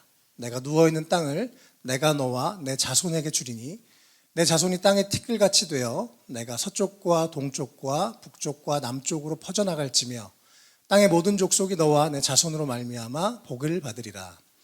내가 너와 함께 있어 내가 어디로 가든지 너를 지키며 너를 이끌어 이 땅으로 돌아오게 할지라. 내가 내게 허락한 것을 다 이루기까지 너를 떠나지 아니하리라 하신지라. 야곱이 잠이 깨어 이르되 여호와께서 과연 여기 계시거늘 내가 알지 못하였도다. 이에 두려워하여 이르되 두렵도다 이곳이여 이것은 다름 아닌 하나님의 집이요 이는 하늘의 문이로다 하고 야곱이 아침에 일찍 일어나 베개로 삼았던 돌을 가져다가 기둥으로 세우고 그 위에 기름을 붓고 그곳 이름을 베델이라 하였더라. 이 성의 옛 이름은 루스더라. 아멘. 할렐루야. 오늘도 우리 프리즌 리바이벌 섬기시는 우리 발렌티어 분들 이렇게 함께 예배하고 또 함께 은혜를 나눌 수 있어서 감사합니다. 저는 웰컴 처치를 섬기고 있는 김희원 목사이고요. 이렇게 영상으로 또 다시 만나 뵈어서 반갑고 기쁩니다. 저는 올해 1월부터 지금 프리즌 리바이벌 함께 참여하게 됐는데 이 사역이 정말 저에게 큰 은혜가 되고 쉼이 되고 도전이 되고 또 영적인 충전을 하게 되는 그런 오히려 힘을 얻는 사역인 것 같습니다. 또 우리 섬기시는 분들도 그러실 거라고 생각하는데요. 이곳 안에 생명의 역사가 있고 하나님의 영광이 나타나는 것을 보면서 참 이 귀한 사역에 함께 참여할 수 있어서 감사합니다. 오늘은 이 창세기 28장 10절에서 19절 말씀을 가지고 베델에서 만난 하나님이란 제목으로 함께 말씀을 나누도록 그렇게 하겠습니다. 우리 지금 발렌티어로 섬기시는 분들께서 다 초신자들은 아니실 거라고 생각합니다. 다 이야기들 잘 아시겠죠? 야곱이 이 들판에서 베델에서 하나님을 만난 장면입니다. 원래 야곱의 이름은 속이는 자라는 뜻이죠. 그리고 실제로 야곱은 형을 속여서 장자권을 얻었습니다. 또 아버지를 속여서 실제로 장자의 축복을 받고 이제 형이 너무 화가 나서 형이 두려워서 도망가고 있는 어머니 리브가의 말을 듣고 삼촌 라반의 집으로 도망가고 있는 그런 상황입니다. 미래에 대한 두려움, 또 죽음에 대한 두려움, 여러 가지 두려움들, 또 앞으로 내 인생은 어떻게 될까 그런 생각들 가운데 야곱이 들판에서 어느 날 돌베개를 베고 잠을 자는 그날에 하나님께서 야곱에게 찾아오셨던 그런 장면이죠. 야곱은 그렇게 속이면서 축복을 받는 그런 장면들을 통해서 한편으로는 야곱이 하나님을 향한 그런 간절함, 은혜를 사모하는 마음이 있었던 것으로 보여집니다. 또 그러나 동시에 아직 성숙하지 않은 야곱으로서 미숙하게 다른 사람을 속여가면서 좋지 않은 방법으로 그러나 은혜를 받고 축복을 받고 싶어서 그렇게 하나님 앞에 또 기도하고 사람들에게 속이고 했었던 그런 야곱의 모습들을 보게 되는데요. 이것이 때로는 우리의 모습처럼 또 보이기도 합니다. 그러나 하나님은 은혜가 너무 풍성하신 하나님이셔서 우리가 아직 죄인 되었을 때 예수 그리스도를 보내셔서 우리를 구원하신 사랑의 하나님께서는 야곱의 그 마음을 받으셨습니다. 그 주님의 은혜를 사모하는 그 마음, 비록 미숙했지만 그 마음을 받으셨죠. 그래서 이 들판에서 하나님이 오늘 야곱을 만나주시는 그런 장면인데요. 오늘 이 말씀을 통해서 제가 두 가지 내용을 함께 나누고 싶습니다. 첫 번째는 하나님께서 광야에서도 우리와 함께 하시는 것을 기억하시면 좋겠습니다. 오늘 본문 12절 말씀에요. 야곱이 그 들판에서 잠을 자고 있는데 꿈에 본즉 사닥다리가 땅 위에 서 있는데 그 꼭대기가 하늘에 닿았고 본즉 하나님의 사자들이 그 위에서 오르락내리락 하고 라고 말씀합니다. 네, 잠을 자고 있는데 사다리가 보이고 저 사다리 위에 하나님의 이 천사들이 왔다 갔다 하는 모습들을 보게 됐습니다.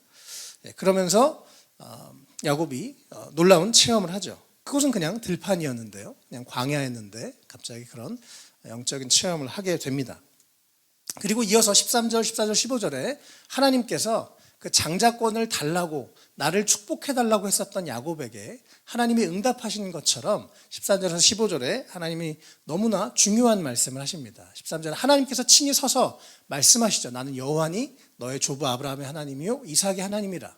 내가 내가 누워있는 땅을 너와 내 자손에게 주겠다. 너의 자손이 많아져서 많은 사람들이 너와 너의 자손을 통해서 복을 얻을 것이다. 하나님이 아브라함에게 하셨던 약속을 다시 한번 이삭에게 해주시는 것을 보게 됩니다. 또 15절에 뭔가 미래에 대한 두려움 또 답답함들이 있는 그 야곱의 마음을 하나님이 아시고 15절에 네가 어디로 가든지 내가 너를 지키고 이 땅으로 돌아오게 할 것이다. 내가 너에게 허락한 것을 다 이루기까지 너를 떠나지 아니하리라 이렇게 약속해주고 계십니다. 하나님이 아브라함에게 주셨던 그 약속을 야곱에게도 동일하게 주시죠. 우리는 이미 예수 그리스도 안에서 영적인 아브라함의 후예들입니다. 그래서 이 약속은 오늘 야곱에게 주신 약속뿐만 아니라 오늘 우리에게 주신 약속이기도 합니다. 아브라함의 하나님, 이삭의 하나님, 야곱의 하나님이 바로 오늘 우리의 하나님이 되시는 줄 믿습니다. 우리가 어디에 있든지 우리는 하나님이 축복의 통로로 사용하시는 사람들로 선택이 되었습니다. 하나님이 우리가 어디로 가든지 우리를 붙들고 보호하시고 또 하나님이 우리에게 허락한 것을 다 이루기까지 우리를 떠나지 않으신다고 약속하시는 하나님이십니다. 혹시 우리의 삶에 지금 광야같이 좀 어려운 분들 계십니까? 하나님 오늘 이 말씀으로 다시 한번 우리의 마음을 새롭게 하신 줄 믿습니다. 이 약속을 오늘 우리에게 주신 하나님의 말씀으로 받으시기를 축복합니다.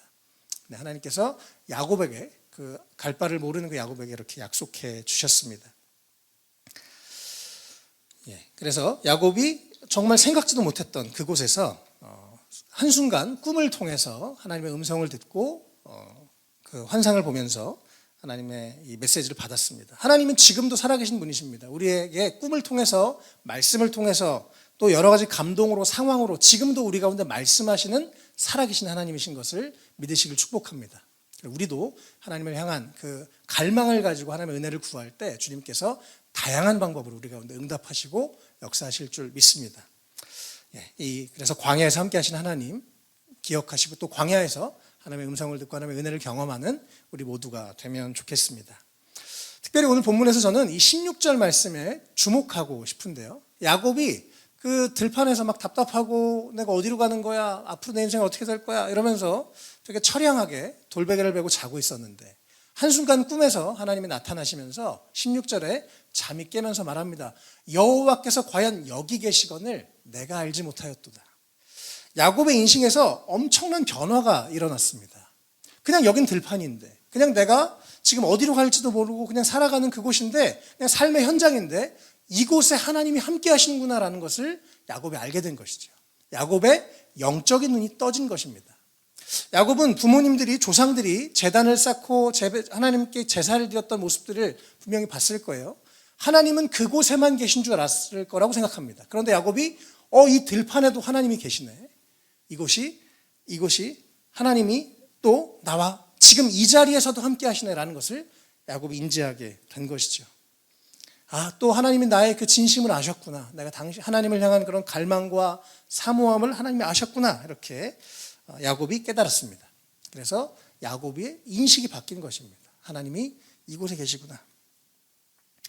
이 베델을 그래서 19절에 이곳 이름을 베델이라고 했는데요. 원래는 루스라는 땅, 그냥 원래 있었던 지명입니다. 19절에요.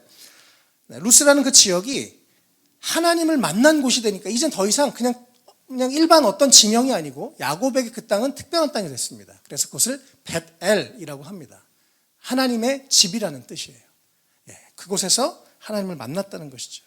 그냥 우리 광야에서 우리가 하나님이 교회 안에만 계신 하나님이 아니라 우리 삶의 현장에서 지금도 오늘도 우리와 함께 하신 하나님이십니다.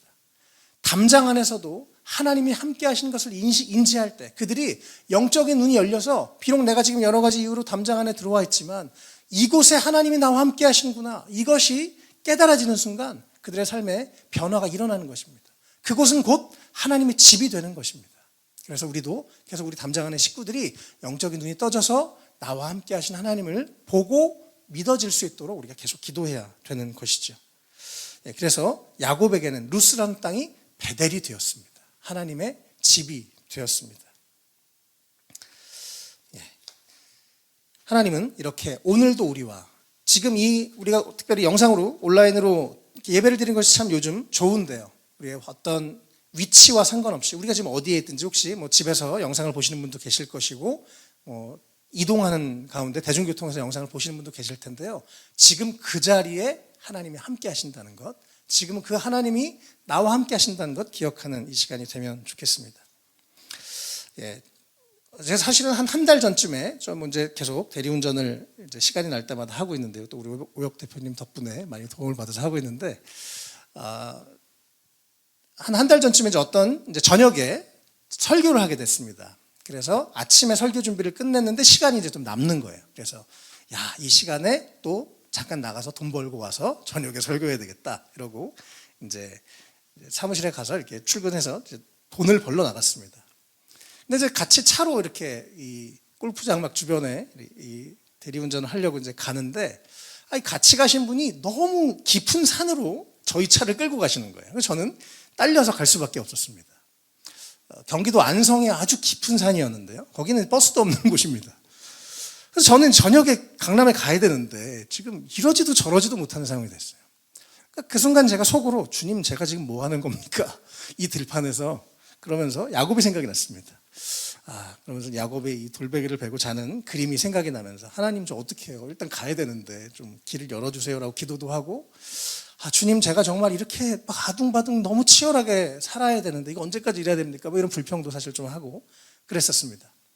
시간이 이제 곧 가지 않으면 못 가는 상황이 됐어요. 감사하게 한 20분 더 들어가야 되는 아주 깊은 산골에서 손님이 이제 대리기사를 찾는 거였어요. 그래서 이제 제가 잡고 갔습니다. 그래서 감사하게 그걸 타고 1분 전에 예배에 도착했는데요. 어쨌든 그래서 이제 제가 막 좀 전에 이렇게 운전을 하면서 불평을 하면서 속으로 이제 그러면서 이제 도착을 했는데 그 손님이 이제 그 손님과 대화를 하기 시작했습니다. 그래서 안녕하세요. 저는 목사고 애가 넷이라서 이렇게 대리운전하고 있고 이제 교회를 섬기고 있고 그렇게 얘기를 했는데 애가 넷이라고요? 그러면서 이분이 일단 존경의 눈으로 저를 바라보기 시작했어요. 제가 애가 셋인데 이렇게 힘든데 어떻게 넷을 키우십니까? 그래서 일단 제가 좀 점수를 얻고 이제 자연스럽게 얘기를 하게 됐습니다. 근데 이분이 목사님이시라고요? 그러면서 본인 얘기를 하시는 거예요. 그러면서 목사님 제가요 가난하게 살았고 너무 힘들어서 죽을 만큼 열심히 일해가지고 돈을 많이 벌었습니다. 저희 집에 지금 차가 7대입니다. 너무 정말 옛날에 생각도 못하게 부유하게 살아요. 그런데 부유하게 되니까 너무 공허해요. 그동안 너무 열심히 살아서 너무 지쳐가지고 번아웃이 와서 정말 죽고 싶어요. 옆에서 사람들은 아무도 이해하지 못하는데 저는 정말 죽을 것 같아요. 이런 얘기를 막 하시는 거예요. 그래서 1시간 동안 복음을 전하고 제가 만났던 예수님을 소개하고 선생님 예수님 믿지 않으면 선생님 안에 공허는 절대 해결되지 않습니다. 돈이 많다고 마음이 행복한 게 아니고 부자가 있으면 그 위에 더 높은 부자가 있고 끝이 없습니다. 그러나 예수님을 믿을 때 우리 안에 공허가 해결됩니다.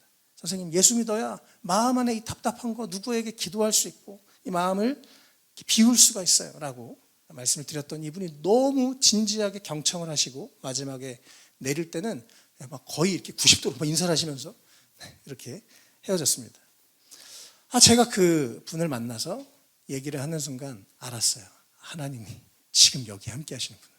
이 안성의 시골에 버스도 안 다니고 집에 지금 강남을 갈 수 있을까 뭘까 이런 상황인데 하나님이 오늘 이 사람 만나게 하시려고 이분을 만나게 하시려고 이렇게 인도하셨구나. 그러면서 오늘 이 말씀이 생각났어요. 이 광야에서 하나님이 과연 여기 계시건을 내가 알지 못하였도다. 야곱이 고백했던 그 고백. 하나님은 지금도 우리와 함께 하십니다. 우리 영의 눈을 열면 또 우리가 하나님의 뜻을 구하려고 하고 특별히 복음을 전하려고 할 때 하나님이 함께 하시는 것을 우리가 더 깊이 경험하게 될 줄로 믿습니다. 우리 사랑하는 성도 여러분, 하나님께서 광야에서도 우리와 함께 하심을 기억하시길 축복합니다. 우리 안에 영적인 눈이 열려서 삶의 현장 어디에서든지 하나님이 함께 하시는 것을 기억하고 우리가 교회당 안에서만 예수 믿는 사람처럼 사는 것이 아니라 삶의 현장에서, 직장에서, 가장 어려운 가정에서 또 주변 사람들에게 정말 하나님의 사람으로 그렇게 살아갈 때 우리 삶의 현장에서도 하나님이 여기 계시다는 것을 고백하게 될 줄 믿습니다. 두 번째 오늘 말씀을 통해서 함께 나누고 싶은 메시지는요, 삶의 자리에서 함께 하시는 하나님을 경외하며 살아가라는 것입니다. 이 야곱이 방금 16절에 와 이곳에서 하나님이 계시구나라는 걸 인지하고 나서 17절에 이에 두려워하여 이르되 두렵도다 이곳이여 이것은 다름 아닌 하나님의 집이요 하늘의 문이로다라고 고백합니다. 야곱이 진짜 하나님이 내 삶에 함께 하신다고 하나님이 진짜 지금 나의 모든 것을 다 보고 계신다고 라고 인지하고 나니까 그가 가지게 된 첫 번째 감정은 두려움입니다. 분명히 야곱은 그 전에 무서움이 있었던 것 같아요. 형이 날 언제 죽일까? 내 미래는 어떻게 될까? 그런데 그 무서움이 하나님을 인지하는 순간 두려움으로 바뀝니다. 이것은 좋은 두려움이에요. 하나님을 경외하는 마음이 생겼다는 것입니다. 인간은 원래 생각이 바뀌고 말이 바뀌고 행동이 바뀌는 순서로 변화가 일어났는데 야곱 안에 먼저 두려운 생각이 들어왔습니다. 그리고 나니까 바로 이어서 말을 뱉죠. 두렵도다 이곳이요. 하나님이 계신 이곳을 나는 두려워하며 살 수밖에 없다. 이곳에 하늘의 문이 열려있네. 이곳이 하늘이랑 연결되어 있네. 하나님이 나의 모든 것을 보고 계시네. 내 모든 것을 알고 계시네 라고 하니까 두려움이 일어났다는 것입니다. 그래서 18절에 아침에 일찍 일어나서 그들의 조상들이 했었던 아브라함과 이삭이 했었던 모양과 비슷하게 베개로 삼았던 그 돌, 아무것도 아닌 돌을 가져다가 거기다가 기름을 붓고 하나님을 예배하는 그런 모습을 보게 됩니다. 이곳이 삶의 자리가 하나님이 계신 곳이구나 라고 하면서 야곱의 태도가 달라지게 됐습니다. 우리가 삶의 현장에서 하나님을 진짜 인식하며 사는 것은 그렇지 않은 것과 완전 다릅니다. 진짜 신앙, 진짜 영성은 삶에서 나오는 것입니다. 삶에서 하나님이 진짜 나를 다 보고 계셔. 그러면 우리가 함부로 살 수가 없어요. 함부로 말할 수가 없고 함부로 행동할 수가 없는 것입니다. 하나님을 경외하면서 살아가야 되는 것이죠. 저는 이제 대학교 때 선교단체에서 활동을 했었습니다. 그래서 단기 선교를 여름에 이렇게 방학마다 많이 갔었는데요. 단기 선교 가면 막 은혜가 넘치고 막 뜨겁게 기도를 하고 뭐 전도를 하고 막 영혼 구원의 열매가 맺히고 너무 막 뜨거워가지고 돌아오는데 제가 대학생 때였으니까 학교에서는 그냥 똑같은 거예요. 공부도 열심히 안 하고 그냥 대충 학교에서 막 졸다가 뭐 예배 드리고 제 안에 어느 순간 좀 왜 그러지? 이런 고민이 시작됐습니다. 아니 단기 선교지에서의 저의 모습과 학교에서 저의 모습이 너무 다른 거예요. 이상하다 그런 생각을 했습니다. 그러면서 어느 날부터 내가 이렇게 살면 안 되겠다. 이 밖에서 선교지에서와 내 삶의 현장이 하나가 돼야 되겠다라고 생각을 하고 대학교에 들어가면서 매일 정문에 들어가면서 하나님 이곳에 하나님이 왕이십니다. 하나님이 캠퍼스에 살아계십니다. 내가 오늘도 살아계신 하나님과 동행하기 원합니다라고 정문에 들어가면서 매일 기도하는 습관을 갖게 됐습니다. 물론 이제 속으로 했죠. 여러분 이렇게 거룩한 습관이 필요합니다. 제가 아는 어떤 분은 되게 이제 높은 고위직에 계신 분인데 사무실 아무도 없는 되게 이제 좋은 사무실을 쓰시는 분인데요. 그 축구에서 왜 골 세레머니 하듯이 사무실에 입장하면서 무릎을 꿇고 들어가면서 하나님 이곳에 나와 함께 하십니다. 내가 오늘도 하나님을 경외하기를 원합니다. 그래서 그분은 매일 무릎으로 그 사무실을 들어가신다는 얘기를 제가 들었습니다. 우리 안에 이러한 거룩한 습관이 필요합니다. 내가 삶의 현장에 하나님이 함께 하신다는 것을 인지할 수 있도록 거룩한 습관을 함께 만드시길 축복합니다. 그리고 그 삶의 현장에서 하나님을 경외하면서 살아갈 때 우리의 삶을 통해 놀라운 변화가 일어납니다. 저도 그래서 학교에서 이렇게 하나님 이곳에 왕이십니다라고 선포하고 내가 하나님을 인지하며 살아야지라고 시작하니까 그 습관이 저의 삶을 변화시키고 그 이후에 복음도 전하게 되고 학교에서 기도운동도 일어나고 놀라운 역사들이 학교에서 일어나는 것을 참 많이 보게 되었습니다. 우리 하나님은 지금도 우리 삶에서 함께 하시고 우리 안에 그 하나님을 경외하며 사는 은혜가 있으면 좋겠습니다. 또 우리가 지금 섬기고 있는 우리 담장 안에 있는 식구들도 그들이 하나님을 알고 그것을 넘어서 하나님을 경외하는 사람들이 될 수 있도록 우리가 계속 기도하고 중보해야 될 줄로 믿습니다. 우리가 지금 감옥의 수도원으로 바뀌는 일을 위해서 또 기도하고 또 그렇게 섬기고 있는데 하나님을 경외하는 태도, 이것이 바로 수도원 같은 삶의 태도라고 생각합니다. 그들을 통해서 담장에서 또 다른 사람들이 진짜 하나님을 경외하는 사람이 있을 때 주변 사람들은 반드시 저 사람은 우리랑 다른 애라고 생각할 수밖에 없죠. 그리고 하나님에 대해서 궁금하게 되고 또 그들을 통해서 복음이 전파되게 될 줄로 믿습니다. 그래서 우리 안에 우리 담장 안에 있는 식구들, 특별히 그들이 삶의 자리에서 하나님을 경외하며 살아갈 수 있도록 우리가 함께 또 중보하면 좋겠습니다. 오늘 말씀을 정리하겠습니다. 오늘 베델에서 야곱이 하나님을 만났던 그런 장면인데요. 첫 번째, 하나님께서 광야에서도 우리와 함께 하심을 기억하시길 축복합니다. 여러분 어떤 상황이 있든지 하늘은 열려 있습니다. 어떤 상황이 있든지 하나님이 살아 계십니다. 우리는 영적인 눈이 떠지기를 축복하고, 그래서 날마다 나와 함께 하신 하나님, 내 삶의 모든 것 주님이 보고 계시고 내가 주님 손 안에 있다는 것을 기억하면서 살아가시길 축복합니다. 그러면 어딜 가도 그곳은 선교지가 됩니다. 어딜 가도 그곳에서 우리가 복음을 전하고 하나님의 영광을 나타내는 우리가 될 수 있습니다. 그리고 하나님이 나와 함께 하신다는 것을 믿는다면 우리 삶의 자리에서 함께 하신 하나님을 경외하며 살아가시기를 축복합니다.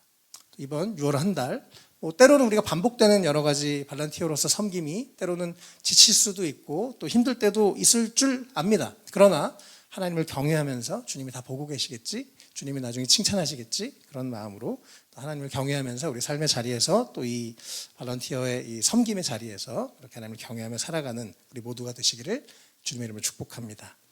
우리 함께 기도하겠는데요. 먼저 우리 자신을 위해서 좀 기도하면 좋겠습니다. 오늘 말씀을 생각하시면서 하나님, 내가 광야에서도 함께 하신 하나님을 기억하며 살게 하시고 또 삶의 자리에서 함께 하신 하나님을 내가 경외하며 살게 해 주십시오. 가정 안에서, 교회에서, 또 직장에서 어디에서든지 하나님을 경외하며 살게 해주십시오. 우리 그렇게 먼저 우리 자신을 위해서 먼저 기도하면 좋겠습니다. 기도하겠습니다. 살아계신 하나님 아버지, 감사합니다. 오늘도 함께 주의 은혜 가운데 주의 말씀을 나누고 또 함께 기도하게 하셔서 감사합니다. 하나님, 야곱이 그 들판에서 주님을 만났던 것처럼, 하나님의 음성을 들었던 것처럼 하나님, 우리 삶에서 하나님의 음성 듣기를 원합니다. 주님을 만나기 원합니다. 우리 영적인 눈이 떠주셔서 또 크게 해주셔서 우리가 있는 그곳에서 살아계신 하나님을 만나고 살아계신 하나님을 동행하는 기쁨이 있도록 도와주시옵소서. 하나님 또한 우리의 삶에 하나님을 경외하는 태도로 살아갈 수 있도록 도와주십시오. 하나님, 우리가 어디에 있는지 나와 함께 하시는 하나님 두려워하며 거룩한 두려움을 가지고 살아갈 수 있도록 도와주시옵소서. 하나님, 그래서 우리의 삶과 신앙이 일치하게 하시고 하나님, 우리의 말과 행동이 예수 믿는 사람처럼 그렇게 어디에서든지 행동하게 하셔서 우리를 통해서 예수의 복음이 전파되고 우리를 통해서 생명 역사가 일어날 수 있도록 축복하여 주시길 원합니다. 하나님, 가정에서 또 직장에서 학교에서 하나님 다양한 삶의 하나님 터전 가운데서 하나님을 경외하며 살아가는 거룩한 습관이 일어날 수 있도록 축복하여 주시옵소서. 우리가 주님 앞에 부끄럽지 않은 삶이 될 수 있도록 주여 우리 인생을 새롭게 하여 주시옵소서. 하나님, 우리 가운데 하나님 다양한 방식으로 하나님 만나주시고 찾아와 주시고 주의 음성을 듣게 하시고 우리 삶에 24시간 살아계신 하나님과 동행하며 인지하며 살아갈 수 있도록 축복하여 주시옵소서. 주님 역사하여 주시옵소서. 우리 함께 이 담장 안의 식구들을 위해서 기도하면 좋겠습니다. 담장 안에 많은 식구들, 또 아직 하나님을 알지 못하는 많은 영혼들이 그곳에서 영적인 눈이 열려서 내가 진실로 죄인인 것을 깨닫고 하나님이 나와 함께 하신 것을 깨닫고 하나님 안에서 놀라운 변화가 일어날 수 있도록 기도하면 좋겠습니다. 또 우리 프리즌 수도원 프로젝트에 참여하고 있는 우리 담장 안의 식구들이 진짜 하나님을 경외하며 살아갈 수 있도록 그래서 그들을 통해서 더 많은 영혼 구원의 열매가 맺힐 수 있도록 우리 함께 기도하면 좋겠습니다. 우리 담장한 식구들에서 함께 기도하겠습니다. 네, 하나님 감사합니다. 예, 지금도 많은 담장 안에서 하나님, 내가 어디에서 와서 왜 살고 어디로 가는지 알지 못하고 여러 가지 어려움들과 여러 가지 문제들과 여러 가지 죄책감 가운데 사로잡혀 있는 많은 사람이 있습니다. 주여, 그들의 영적인 눈을 열어주시옵소서. 우리의 사역을 통해서 하나님, 또 여러 가지 방법을 통해서 하나님, 그들의 영적인 눈을 열어주셔서 하나님이 나와 함께 하신다는 것을 깨닫게 하여 주시옵소서. 생명의 이름, 구원의 이름, 능력의 이름, 소망의 이름 예수 그리스도를 알게 하여 주시고 하나님을 아버지로 고백하는 역사가 일어날 수 있도록 축복하여 주시기를 원합니다. 하나님, 특별히 100여 명의 하나님 우리 형제자매들이 하나님 주도원 프로젝트에 참여하여 하나님 그곳에서 내가 정말 하나님의 공연으로 살겠다고 결단한 자들이 있습니다. 하나님, 특별히 그들을 기억하여 주시고 그들이 하나님을 경외하며 그들의 생각과 마음과 행동이 변화되어서 그들을 통해서 주변의 영혼들이 그들을 통해 하나님의 영광을 보고 하나님의 사랑을 경험하고 주님 앞에 돌아오고 더 많은 영혼이 구원될 수 있도록 하나님 역사하여 주시옵소서. 하나님 교정 직원마다 하나님 역사하시고 하나님의 손이 나타나게 하시고 하나님 꿈 가운데 그들을 만나주시고 하나님 다양한 방식으로 하나님의 살아계신 그들에게 보여주셔서 하나님 그들에게 죄와 저주와 중독이 예수의 이름으로 끊어지고 변화가 일어나고 회복이 일어나고 구원이 일어나고 새로워지는 역사가 하나님의 살아계심의 역사가 생명의 역사가 하나님 각 교정기관에서 나타날 수 있도록 하나님 역사하여 주시고 인도하여 주옵소서. 우리의 수고와 섬김을 좀 기억하셔서 하나님 이 모든 수고와 섬김을 주님 사용하셔서 생명의 열매가 맺혀지게 하여 주시옵소서. 하나님 놀라운 영광이 나타나도록 축복하시고 사용하시고 인도하여 주시옵소서. 각 교정기관 가운데 부흥의 역사가 일어나도록 주님 인도하시고 사용하시고 함께하여 주시옵소서. 우리 마지막으로 세 번째, 우리 프리즌 리바이벌 섬기는 우리 스태프들을 위해서 함께 기도하면 좋겠습니다. 우리 섬기는 모든 분들이 성령 충만하여서 맡겨진 사명들 기쁨으로 감당할 수 있도록, 넉넉하게 감당할 수 있도록 기도하면 좋겠습니다. 또 돕는 일꾼들을 더 많이 보내주셔서 우리가 더 많은 영혼들을 추수할 수 있도록 하나님 돕는 일꾼을 보내달라고 기도하면 좋겠고요. 또 성령께서 역사하셔서 담장하는 식구들이 진짜 변화되고 또 영혼 구원의 열매가 계속해서 맺힐 수 있도록 성령의 역사하시도록 우리 함께 마지막으로 기도하면 좋겠습니다. 함께 기도하겠습니다. 네, 하나님 감사합니다. 하나님, 우리 섬기는 한 분 한 분 아시죠? 수고와 헌신을 아시죠? 하나님 기억해 주시고 축복해 주시고 하나님의 더 큰 은혜로 채워주시기를 원합니다. 하나님, 네, 주님, 성령 충만하여 날마다 은혜로 기쁨으로 감사함으로 하나님에게 맡겨진 그 사명을 잘 감당할 수 있도록 도와주시고 하나님, 또 특별히 하나님 가족 하나님, 또 많은 우리 구독자님들 우리 섬기시는 많은 받은 이런 스태프들 기억하여 주시고 우리 섬기사님들 불러주시고 하나님 영혼을 강건하게 하여 주시고 하나님 계속해서 생명의 힘으로 귀하게 쓰임받도록 한 분 한 분을 붙들어 주시고 새로운 힘을 더하여 주시기를 원합니다. 하나님, 돕는 일꾼들을 더 많이 보내주셔서 더 많은 영혼들을 구원할 수 있도록 더 많은 영혼들을 추수할 수 있도록 주님 돕는 자들을 붙여주시옵소서. 섬기자들 더욱더 붙여주시옵소서. 그래서 우리가 함께 힘을 하나님 모아서 더 많은 영혼들의 복음을 증거할 수 있도록 사용하시고 인도하여 주시옵소서. 성령 하나님 역사하여 주셔서 하나님, 사람이 사람을 바꿀 수 없사오니 성령님 역사하시고 운행하셔서 더 많은 영혼들이 구원되게 하여 주시고 하나님 진정한 변화가 일어나게 하시고 생명의 열매가 맺힐 수 있도록 성령님 역사하여 주옵소서.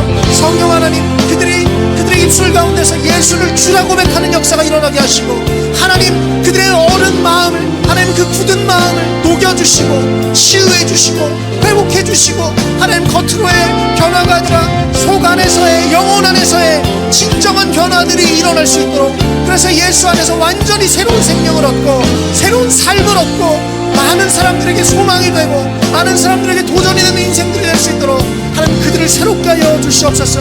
감당하는 영혼을 축복하시고 하나님을 베풀어 주시옵소서. 예, 살아계신 하나님 아버지 감사합니다. 오늘도 우리가 함께 주의 이름으로 모여서 기도하게 하셔서 감사드립니다. 우리 삶에 함께 하신 하나님을 기억하며 살아가게 하여 주시고 우리 삶에 어디에서 있든지 하나님을 경외하며 살아가는 우리 모두가 될 수 있도록 축복하여 주시옵소서. 하나님 섬기시는 우리 한 분 한 분 기억하여 주시고 하나님 날마다 새 힘 주시고 성령님 힘과 은혜와 능력을 더하여 주셔서 넉넉하게 주의 일들 감당할 수 있도록 도와주시옵소서. 하나님, 우리 특별히 담장 안에 많은 영혼들이 있습니다. 하나님, 지금도 하나님 정말 죽어가는 영혼들, 지금도 밭이 휘어져 그 추수할 많은 영혼들이 있습니다. 하나님, 더 도울 자들을 보내주시고 또 성령님 각 교정기관 가운데 역사하셔서 그들의 삶에 진정한 변화가 일어나게 하시고 진정한 치유가 일어나게 하시고 진정한 회복이 일어나게 하시고 주님 안에서 온전한 구원과 변화의 역사가 일어나도록 성령 역사하시고 운행하시고 함께하여 주시옵소서. 하나님, 우리가 할 수 있는 것은 참 작은 것밖에 없습니다. 그러나 하나님, 이 모든 것 주님 붙들어 주시고 사용해 주셔서 이것을 통해서 생명의 역사가 나타나도록, 정말 그 구정기관마다 놀라운 부흥의 역사가 일어나도록 성령님 인도하시고 사용하시고 함께하여 주시옵소서. 하나님, 우리 모든 한 분 한 분의 수고와 섬김을 기억해 주시고 날마다 하나님 하늘의 놀라운 은혜로 채워주시고 역사하시기를 원합니다. 이제는 우리 구주 예수 그리스도의 크신 은혜와 하나님의 크고 놀라우신 사랑과 성령님의 인도하시고 역사하시는 은총이 함께 예배하는 모든 주의 백성들 위해, 또 담장 안의 모든 교정기관에 있는 많은 형제자매들 위해 지금부터 영원까지 함께 하시기를 간절히 축원하옵나이다. 아멘.